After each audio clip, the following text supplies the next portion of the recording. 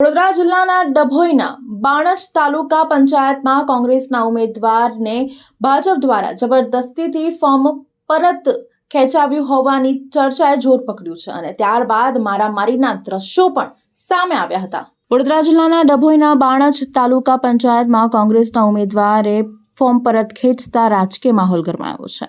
હાલ ગુજરાત રાજ્યમાં ચૂંટણીનો માહોલ જોવા મળી રહ્યો છે, ત્યારે કોંગ્રેસના કેટલાક ઉમેદવારો અનેક શહેરોમાંથી પોતાના ફોર્મ પરત ખેંચી રહ્યા છે અને ઉમેદવારી રદ કરવામાં આવી રહી છે, જેને લઈને કોંગ્રેસના કાર્યકર્તાઓમાં ભારે રોષ જોવા મળી રહ્યો છે। કારણ કે વર્ષોથી કોંગ્રેસમાં કામ કરતા કેટલાક કાર્યકર્તાઓએ ઉચ્ચ કક્ષાની ઓળખાણ અને અન્ય કાર્યોના કારણે તેમને ટિકિટ નથી મળતી, ત્યારે કેટલાક લોકોને વર્ષો બાદ કામ કર્યા પછી પાર્ટી માટે ઘસાઈને રાત દિવસ મહેનત કર્યા બાદ ટિકિટ મળે છે।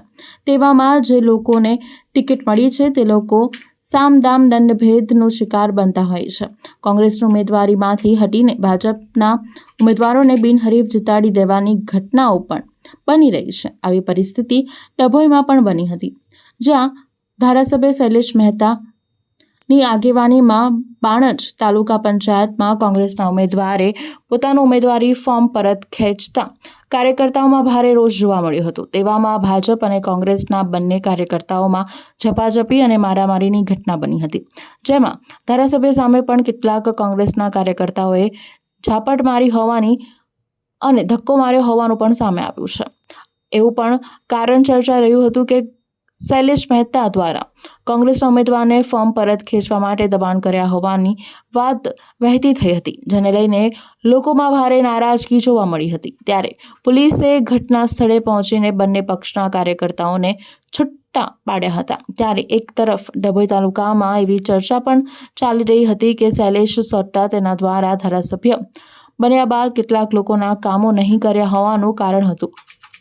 તેને લઈને આ લોકોમાં ભારે ગુસ્સો જોવા મળ્યો હતો। તેને લઈને મારામારીની ઘટના પણ બની હતી।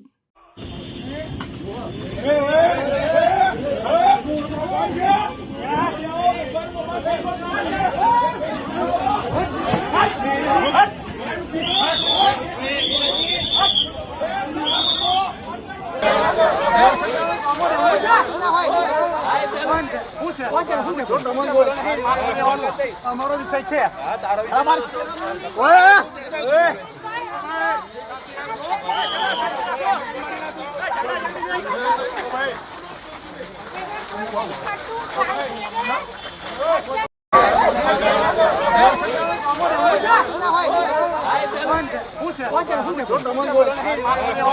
અમારો વિષય છે